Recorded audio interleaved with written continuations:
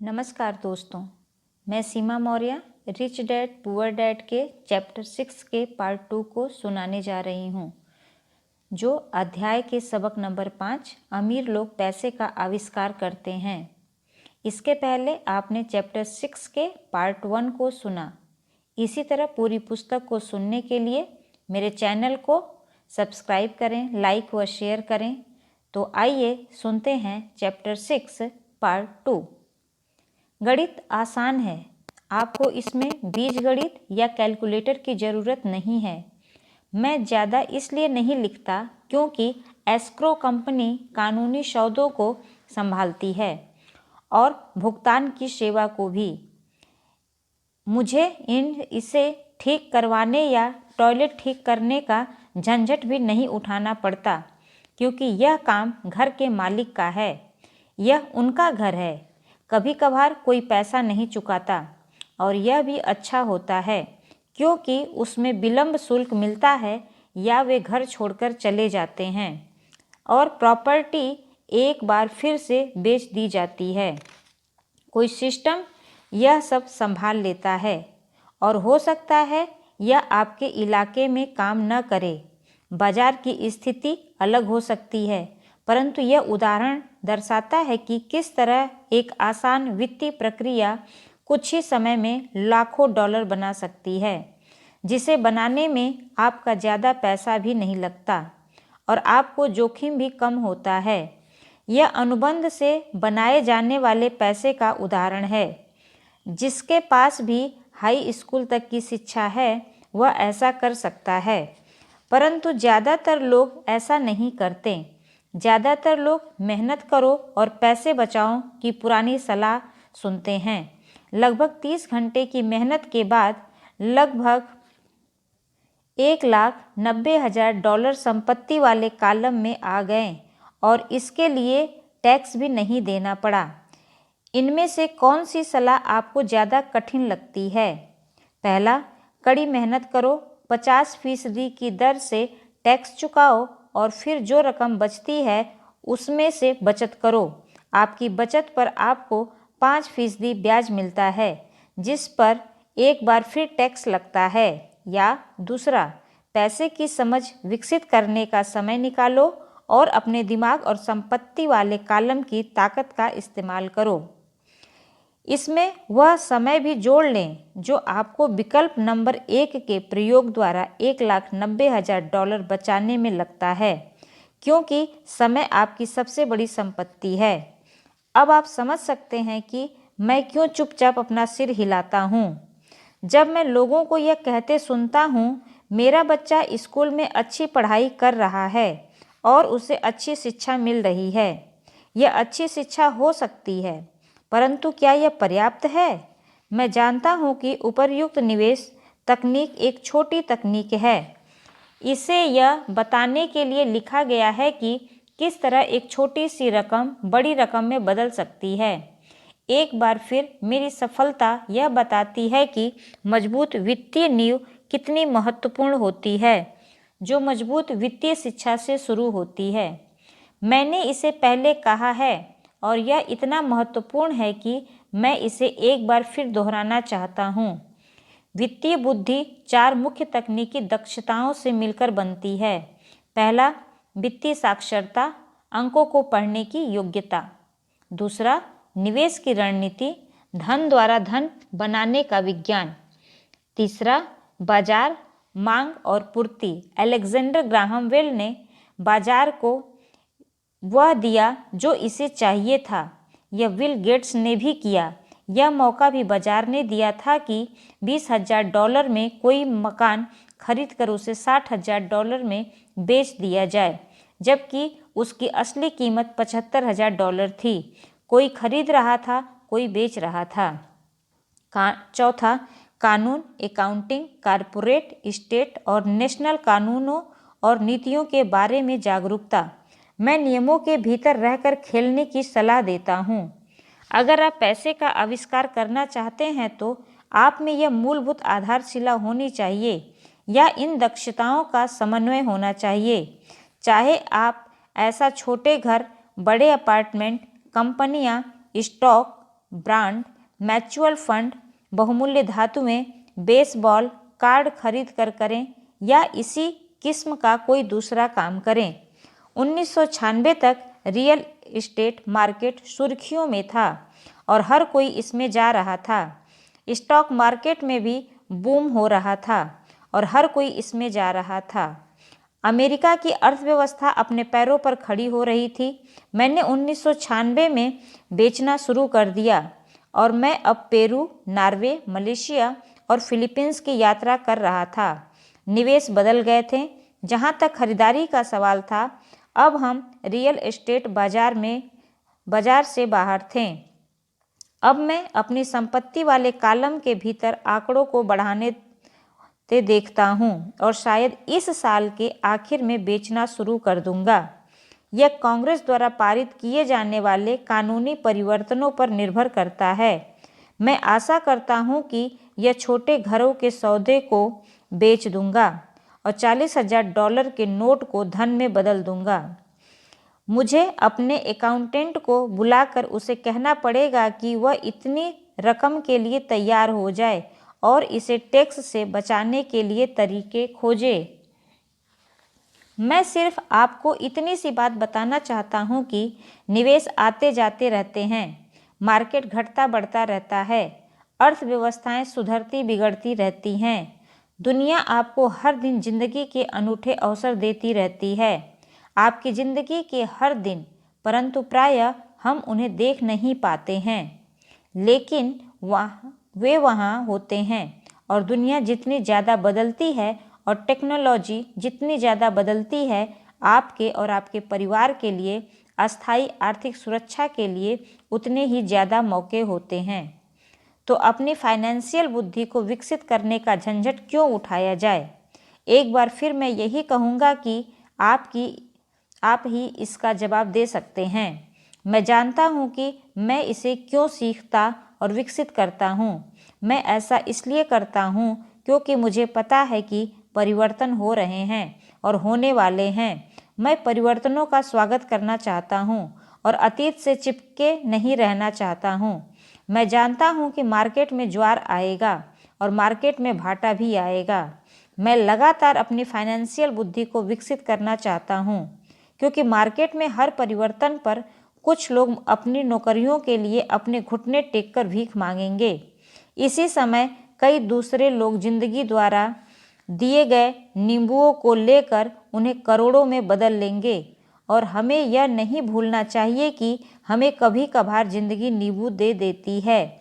यही फाइनेंशियल बुद्धि है। मुझसे अक्सर पूछा जाता है कि मैंने नींबुओं को किस तरह से करोड़ों में बदला है। व्यक्तिगत रूप से मैं व्यक्तिगत निवेशों के कई और उदाहरण देने में झिझकता हूँ। मैं इसलिए झिझकता हूँ क्योंकि मुझे डर है कि मुझे बड़बोला या अपनी शेखी बघारने वाला कहा जाएगा। यह मेरा इरादा नहीं है। मैं सिर्फ इसलिए उदाहरण देता हूँ ताकि उसके अंकों और समयावधि से सच्ची और आसान घटनाओं को बताया जा सके। मैं उदाहरण इसलिए देता हूँ ताकि आपको यह बता सकूँ कि यह आसान है, यह ज़्यादा आसान है अगर आप फाइनेंशियल बुद्धि के 4 स्तंभों के जानकार हैं। व्यक्तिगत रूप से मैं फाइनेंशियल बुद्धि के लिए 2 मुख्य साधनों का इस्तेमाल करता हूँ, रियल एस्टेट और छोटे स्टॉक्स। मैं रियल एस्टेट को अपनी नींव की तरह इस्तेमाल करता हूँ।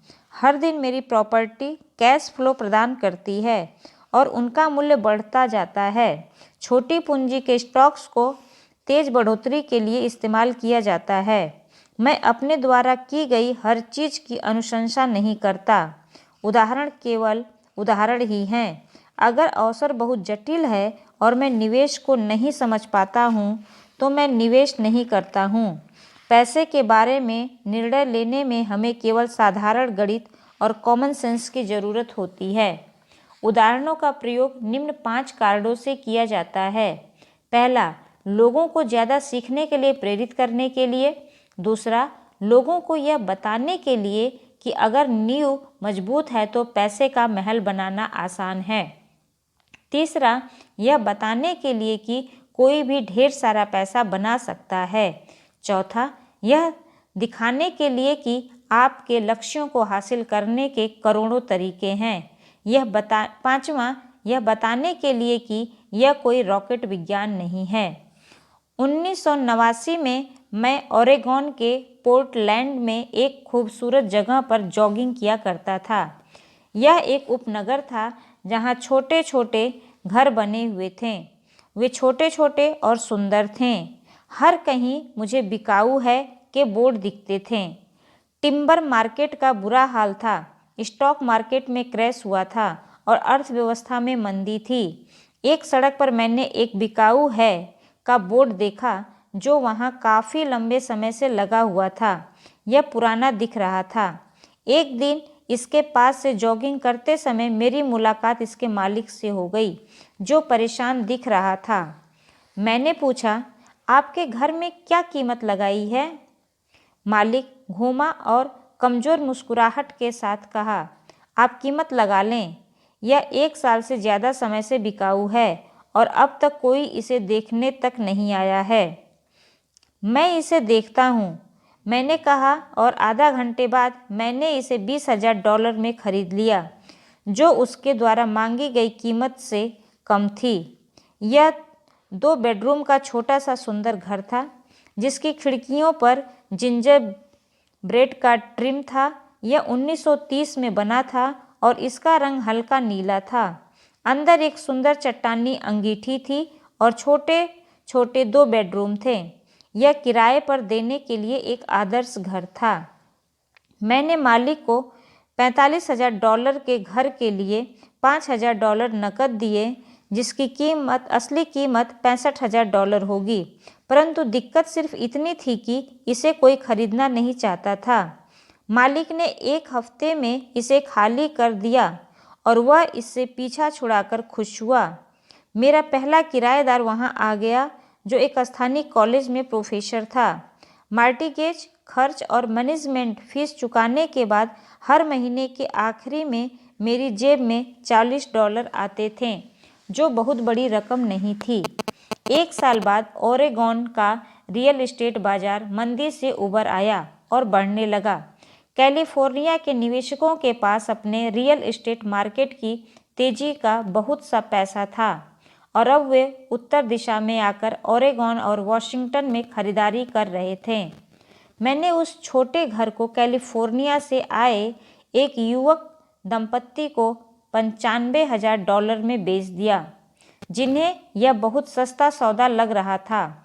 इस सौदे में मुझे लगभग $40,000 का कैपिटल गेन हुआ, जो मैंने 1031 के टैक्स विहीन एक्सचेंज में रख दिए और मैं अपने पैसे को लेकर कोई बड़ी प्रॉपर्टी खरीदने चल दिया। 1 महीने में मुझे बीवरटन, ओरेगॉन में इंटेल प्लांट के पास एक 12 यूनिट का अपार्टमेंट मिल गया। उसके मालिक जर्मनी में रहते थे और उन्हें इसकी कीमत का अंदाज़ा ही नहीं था और एक बार फिर से इससे पीछा छुड़ाना चाहते थे। मैंने $4,50,000 की इमारत के लिए $2,75,000 का प्रस्ताव दिया। वे $3,00,000 पर मान गए। मैंने इसे खरीद लिया और इसे 2 साल तक अपने पास रखा। फिर उसी 1031 एक्सचेंज प्रक्रिया का फ़ायदा उठाते हुए मैंने उस इमारत को $4,95,000 में बेच दिया और एरिज़ोना फिनिक्स में एक 30 यूनिट का अपार्टमेंट खरीद लिया। तब तक हम फिनिक्स चले गए थे और हमें वैसे ही इसे बेचना था। पहले जो हाल ओरेगॉन के बाजार का था, वही मंदी का माहौल फिनिक्स के रियल एस्टेट मार्केट में दिखने को मिला। फिनिक्स में 30 यूनिट की अपार्टमेंट इमारत की कीमत $8,75,000 थी, जिसमें से $2,25,000 डाउन पेमेंट था। 30 यूनिट से आने वाला कैश फ्लो $5,000 प्रति माह से कुछ ज़्यादा था। एरिज़ोना का बाजार भी बढ़ने लगा और 1996 में एक कोलोरेडो के निवेशक ने हमें उस प्रॉपर्टी के लिए $12,00,000 देने का प्रस्ताव रखा। मेरी पत्नी और मैं बेचने पर विचार कर रहे थे परंतु हमने यह देखने का इंतजार किया कि क्या कांग्रेस कैपिटल गेन कानूनों में परिवर्तन करेगी। अगर वह परिवर्तन करती है तो प्रॉपर्टी की कीमत 15 से 20% तक बढ़ जाएगी। इसके अलावा हर महीने $5000 मिलते रहना अच्छा लगता था।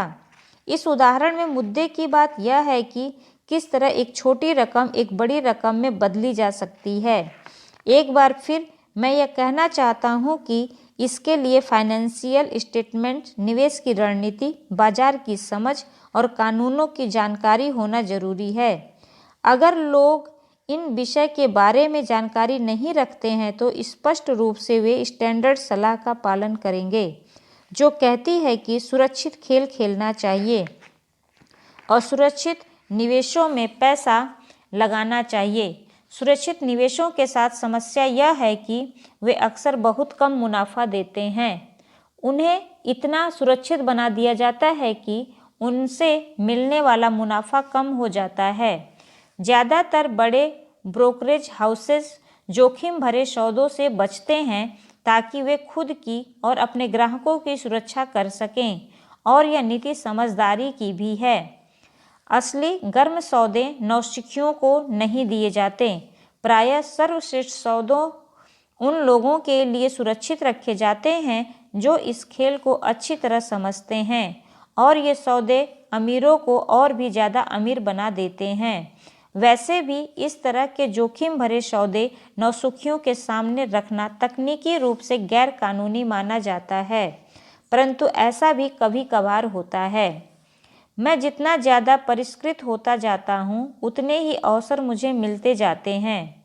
जिंदगी में फाइनेंशियल बुद्धि विकसित करने का एक और फ़ायदा यह होता है कि इससे आपके सामने ज़्यादा अवसर आते हैं, और आपकी फाइनेंशियल बुद्धि जितनी ज़्यादा बढ़ती जाती है आपके लिए यह बताना आसान हो जाता है कि कोई सौदा अच्छा है या बुरा।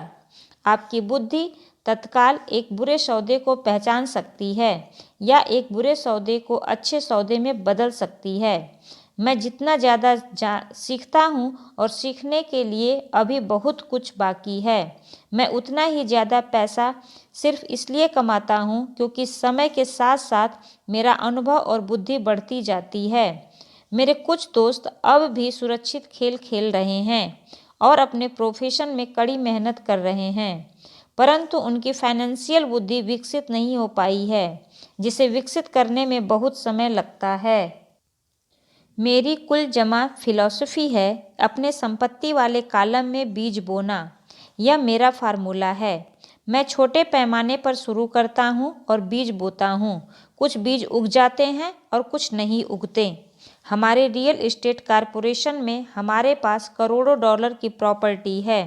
यह हमारा अपना REIT यानी रियल एस्टेट इन्वेस्टमेंट ट्रस्ट है। अब मैं आपको यह पते की बात बताना चाहता हूँ कि इन करोड़ों में से कई प्रॉपर्टीज़ तो $5000 से $10,000 के निवेश से शुरू हुई थी। नकद पैसे से खरीदी गई यह प्रॉपर्टीज़ खुशकिस्मती से तेज़ी से बढ़ते बाजार में ज़्यादा कीमती हो गई थी और टैक्स से मुफ्त रहते हुए इन्हें खरीदा और बेचा गया था, और ऐसा कई सालों तक किया गया था। हमारा एक स्टॉक पोर्टफोलियो भी है जिसे मैं और मेरी पत्नी हमारा पर्सनल म्यूचुअल फंड कहते हैं। हमारे कुछ दोस्त हमारे जैसे निवेशकों के साथ ही बिजनेस करते हैं जिनके पास हर महीने निवेश करने के लिए कुछ अतिरिक्त धन होता है। हम ज़्यादा जोखिम वाली प्राइवेट कंपनियों के शेयर खरीदते हैं जो अमेरिका या कनाडा में स्टॉक एक्सचेंज पर सार्वजनिक होने जा रही है। कितनी तेज़ी से धन बढ़ता है इसका उदाहरण इस तरह देखें। हमने कंपनी के सार्वजनिक होने से पहले 25 सेंट प्रति शेयर की दर पर 1 लाख शेयर खरीदें।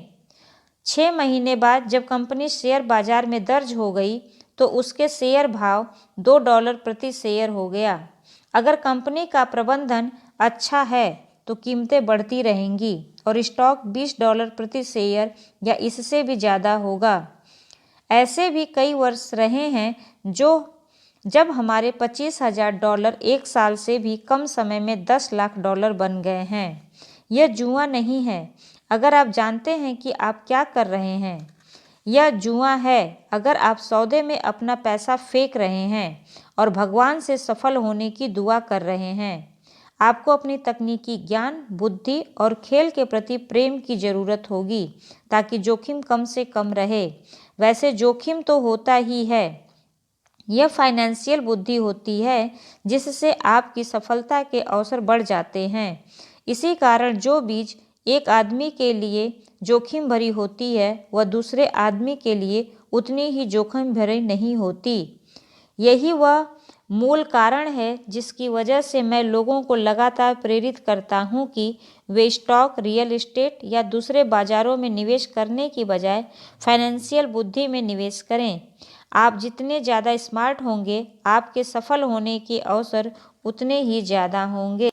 मैं व्यक्तिगत रूप से जिन स्टॉक्स में निवेश करता हूँ उनमें बहुत ज़्यादा जोखिम होता है और इसलिए मैं अपनी अनुशंसा नहीं करता हूँ। मैं इस खेल को 1979 से खेल रहा हूँ और मैंने इसमें काफ़ी अनुभव हासिल कर लिया है। परंतु अगर आप दोबारा पढ़ेंगे कि इस तरह के निवेश ज़्यादातर लोगों के लिए जोखिम भरे क्यों होते हैं, तो आप अपनी ज़िंदगी को अलग तरह से निर्धारित कर सकेंगे, जिससे $25,000 से 1 लाख में $10 लाख बनाना आपके लिए कम जोखिम भरा होगा। जैसा पहले ही कहा जा चुका है, मैंने जो लिखा है मैं आपको वैसा करने की सलाह नहीं देता हूँ।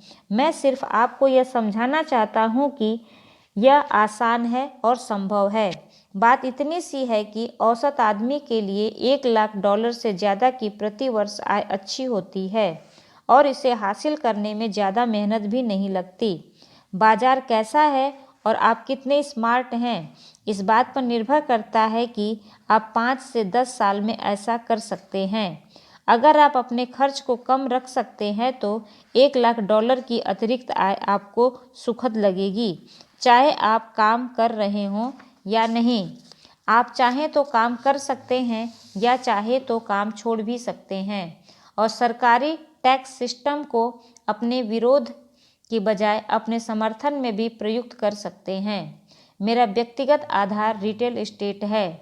मैं रियल एस्टेट से प्रेम करता हूँ क्योंकि यह अस्थायी और धीमी गति से चलने वाली होती है।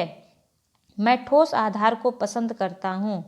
कैश फ्लो भी आमतौर पर अस्थायी ही होता है और अगर इसे अच्छी तरह से मैनेज किया जाए तो इसकी कीमत बढ़ने की भी अच्छी संभावना होती है।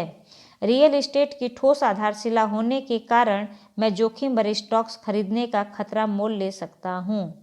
अगर मुझे स्टॉक मार्केट में खासा मुनाफा होता है तो मैं मुनाफे पर कैपिटल गेन टैक्स देता हूँ और बची हुई रकम को रियल एस्टेट में लगा देता हूँ ताकि मेरी संपत्ति की नींव और ज़्यादा मजबूत हो जाए।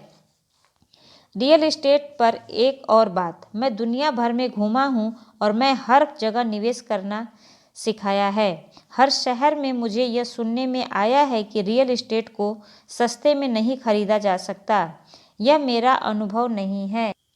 न्यूयॉर्क या टोक्यो में या शहर से थोड़ा सा दूर ऐसे शानदार मौके हैं जिन्हें नज़रअंदाज कर रहे हैं। सिंगापुर में, जहां अभी रियल एस्टेट की कीमतें बहुत ज़्यादा चल रही हैं, ऐसी बहुत सी प्रॉपर्टीज़ हैं जो चंद मिनटों की ड्राइविंग की दूरी पर हैं। इसलिए जब भी मैं किसी को यह कहते सुनता हूँ आप ऐसा नहीं कर सकते, तो मैं उन्हें यह याद दिलाता हूँ कि शायद आपको यह कहना चाहिए, मैं नहीं जानता कि यह ऐसा कैसे किया जा सकता है। अभी तक महान अवसरों को आपकी आंखें नहीं देख सकती, उन्हें आपके दिमाग से देखा जा सकता है।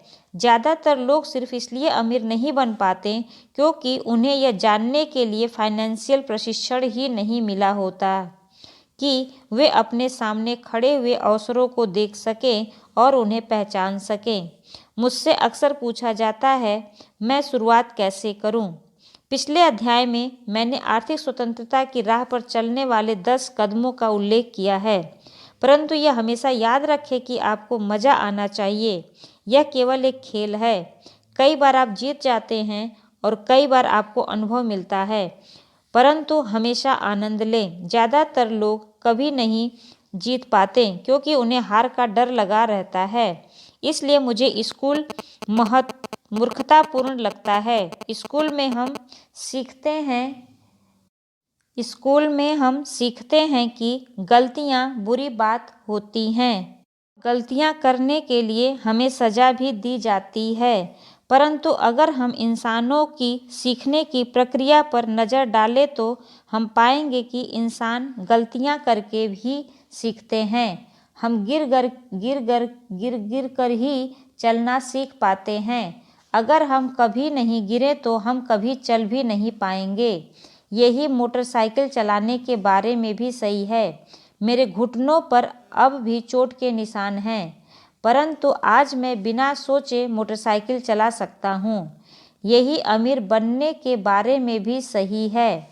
दुर्भाग्य से ज़्यादातर लोगों के अमीर न बन पाने का मुख्य कारण यह है कि वे हारने से डरते हैं। जीतने वाले हारने से नहीं डरते हैं, परंतु हारने वाले डरते हैं। सफलता की प्रक्रिया का एक भाग असफलता भी है। जो लोग असफलता से बचते हैं, सफलता उनसे बचती है। मैं पैसे कमाने को टेनिस के खेल की तरह मानता हूँ। मैं मेहनत से खेलता हूँ, गलतियाँ करता हूँ, गलतियाँ सुधारता हूँ और ज़्यादा गलतियाँ करता हूँ, सुधारता हूँ और इस तरह से मेरा खेल सुधरता जाता है। अगर मैं खेल में हार जाता हूँ तो मैं नेट के पास जाकर अपने विरोधी से हाथ मिलाता हूँ, मुस्कुराता हूँ और कहता हूँ अगले शनिवार को मिलेंगे। निवेशक दो तरह के होते हैं। पहले और सबसे आम तरह के निवेशक वे लोग होते हैं जो एक पैकेज में निवेश करते हैं। वे रियल आउटलेट में फ़ोन करते हैं, जैसे एक रियल एस्टेट कंपनी या स्टॉक ब्रोकर या फाइनेंशियल प्लानर को, और फिर वे कुछ खरीदते हैं। यह एक म्यूचुअल फंड, REIT, स्टॉक या बॉन्ड हो सकता है। यह निवेश का एक अच्छा, साफ सुथरा और आसान तरीका है। यह उसी तरह की खरीदारी हो गई जैसे कोई ग्राहक कंप्यूटर स्टोर में जाकर शेल्फ पर रखे कंप्यूटर को खरीद ले। दूसरी तरह के निवेशक वे होते हैं जो निवेशों को बनाते हैं। इस तरह के निवेशक आमतौर पर सौदों को असेंबल करते हैं, जिस तरह कंप्यूटर इंजीनियर कंप्यूटर के पुर्जों को असेंबल करते हैं। मैं यह तो नहीं जानता कि कंप्यूटर के पुर्जों को किस तरह असेंबल किया जाता है, परंतु मैं यह जानता हूँ कि आर्थिक अवसरों के पुर्जों को किस तरह असेंबल किया जा सकता है, या मैं ऐसे लोगों को जानता हूँ जो ऐसा कर सकते हैं। दूसरे किस्म का निवेशक ही प्रोफेशनल निवेशक होता है। कई बार तो पुर्जों को इकट्ठा करने में सालों लग जाते हैं और कई बार वे इकट्ठे नहीं हो पाते। मेरे अमीर डैडी ने मुझे दूसरे किस्म का निवेशक बनने के लिए प्रोत्साहित किया।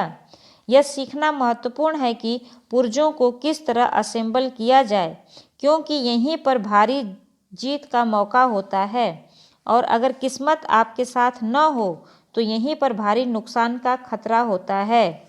अगर आप दूसरे किस्म के निवेशक बनना चाहते हैं तो आपको मुख्य रूप से 3 मुख्य दक्षताएं विकसित करने की ज़रूरत है। फाइनेंशियल बुद्धि के अलावा इन दक्षताओं की ज़रूरत होती है। पहला, किस तरह ऐसे मौक़ों को खोजें जो दूसरों को दिखाई नहीं देता हो। दूसरे लोग अपनी आंखों से उस मौक़ों को नहीं देख पाएंगे, पर आप अपने दिमाग से उस मौके को देख सकते हैं। उदाहरण के लिए, मेरे एक दोस्त ने एक पुराना घर खरीदा जो देखने में बुरा सा था। हर एक को हैरत थी कि उसने इसे क्यों खरीदा, परंतु दूसरे को नहीं देख पाते थे, और जो उसने देख लिया था वह यह था कि उस घर के साथ 4 खाली ज़मीन के टुकड़े भी थे। उसने यह कंपनी जाकर पता कर लिया था। यह खरीदने के बाद उसने उसे तोड़ दिया और उन 5 प्लाटों को बिल्डर को बेच दिया। इस सारे सौदे में उसने अपने मूल निवेश से 3 गुना रकम मिली, जिसने 2 महीने के काम में $75,000 कमा लिए। यह बहुत ज़्यादा रकम तो नहीं है, परंतु यह न्यूनतम वेतन से तो ज़्यादा ही है और यह तकनीकी रूप से कठिन भी नहीं है। दूसरा, पैसा किस तरह जुटाया जाए। औसत आदमी बैंक जाता है, परंतु इस दूसरे किस्म के निवेशक को यह पता होना चाहिए कि पूंजी किस तरह जुटाई जाए और बिना बैंक जाए कितने तरीकों से पैसा जुटाया जा सकता है। मैंने यह सीखा कि बिना बैंक की मदद लिए घर कैसे खरीदे जा सकते हैं। घर खरीदना महत्वपूर्ण नहीं है, परंतु पैसा इकट्ठा करना बहुमूल्य कला है। अक्सर मैं लोगों को यह कहते सुनता हूँ, बैंक मुझे कर्ज नहीं दे रही है या मेरे पास इसे खरीदने के लिए पैसे नहीं हैं। अगर आप दूसरे किस्म के निवेशक बनना चाहते हैं तो आपको यह सीखने की ज़रूरत है, क्योंकि इसी कारण ज़्यादातर लोगों की योजनाएं ठप हो जाती हैं। दूसरे शब्दों में, ज़्यादातर लोग सिर्फ इसलिए सौदे नहीं कर पाते क्योंकि उनके पास पैसा नहीं होता। अगर आप इस बाधा को पार कर सकते हैं तो आप ऐसे लोगों से मिलो जिन्होंने इन दक्षताओं को नहीं सीखा। ऐसे कई मौके आए हैं जब मैंने घर या स्टॉक अपार्टमेंट बिल्डिंग को खरीदा है, जबकि मेरी बैंक में एक भी पाई नहीं थी। मैंने एक अपार्टमेंट हाउस को 12 लाख में खरीदा। मैंने इसके लिए एक अनुबंध किया जो खरीदार और बेचने वाले के बीच में लिखित अनुबंध था। फिर मैंने $1 लाख का डिपॉजिट इकट्ठा किया, जिससे मुझे बाकी पैसे को जुटाने के लिए 90 दिन का मोहलत मिल गया। मैंने ऐसा क्यों किया? क्योंकि मैं जानता था कि इसकी असली कीमत $20 लाख थी। मैंने इस पैसे को कभी नहीं जुटाया। इसकी बजाय जिस आदमी ने मुझे $1 लाख दिए थे, उसने मुझे $50,000 दिए ताकि वह मेरी जगह पर आ जाए, और इस तरह वह मेरी जगह पर आ गया और मैं उस निवेश से बाहर निकल गया। और इस काम में मेरे कुल जमा 3 दिन लगे। एक बार फिर मैं यह कहना चाहता हूँ कि आप क्या खरीदते हैं यह महत्वपूर्ण नहीं है। महत्वपूर्ण यह है कि आप कितना जानते हैं। निवेश करना खरीदना नहीं है, यह एक ज्ञान है। तीसरा, किस तरह स्मार्ट लोगों को संगठित किया जाए। ऐसे लोग समझदार तो होते हैं जो या तो अपने से ज़्यादा समझदार लोगों के साथ काम करते हैं या उन्हें काम पर रखते हैं। जब भी आपको सलाह की ज़रूरत हो तो यह सुनिश्चित कर लें कि आपका सलाहकार समझदार हो। सीखने के लिए बहुत कुछ है, परंतु इसके पुरस्कार भी बहुत कीमती हो सकते हैं। अगर आप इन दक्षताओं को नहीं सीखना चाहते हैं तो आपको पहली किस्म का निवेशक बनने की सलाह दी जाती है। आप जो जानते हैं वही आपकी सबसे बड़ी पूंजी है। आप जो नहीं जानते वही आपका सबसे बड़ा जोखिम है। जोखिम तो हमेशा रहता है, इसलिए इससे बचने की बजाय इसे मैनेज करना। इस तरह चैप्टर 6 पूरा हुआ। अब अगले वीडियो में चैप्टर 7 सबक नंबर 6 सीखने के लिए काम करें, पैसे के लिए काम न करें जानेंगे। वीडियो को सुनने के लिए आप लोगों का धन्यवाद। अगर वीडियो अच्छी लगी तो चैनल को सब्सक्राइब करें, लाइक व शेयर करें व कमेंट्स में अपने ओपिनियन दें। धन्यवाद। नमस्कार दोस्तों, मैं Seema Maurya rich dad poor dad के चैप्टर 6 के पार्ट 2 को सुनाने जा रही हूँ, जो अध्याय के सबक नंबर 5 अमीर लोग पैसे का आविष्कार करते हैं। इसके पहले आपने चैप्टर 6 के पार्ट 1 को सुना। इसी तरह पूरी पुस्तक को सुन